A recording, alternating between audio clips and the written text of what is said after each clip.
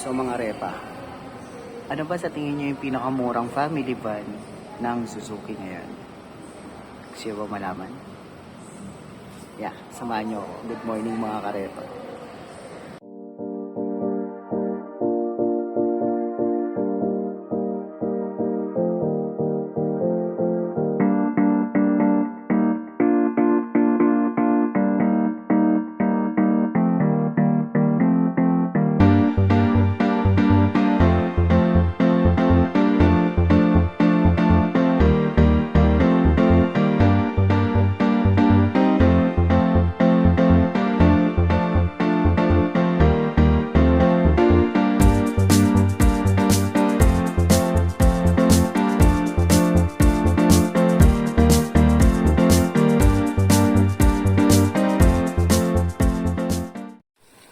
So ayun na nga mga karepa, no?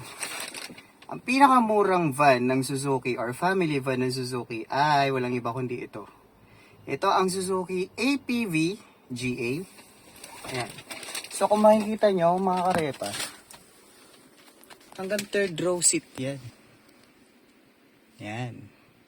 7 to 8 seater. Wala nga lang dual aircon. Ayan.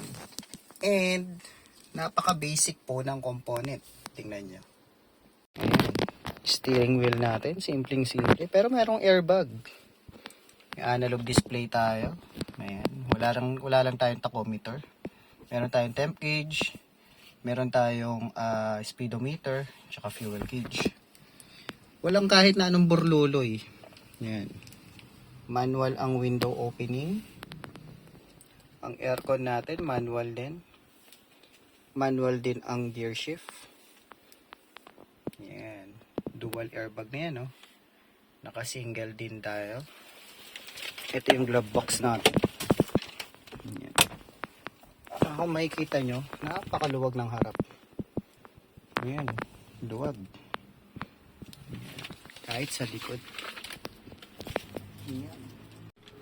So ayun na nga mga karepa, no? Nakikita nyo naman. So third row seat, meron to. So kung iisipin natin,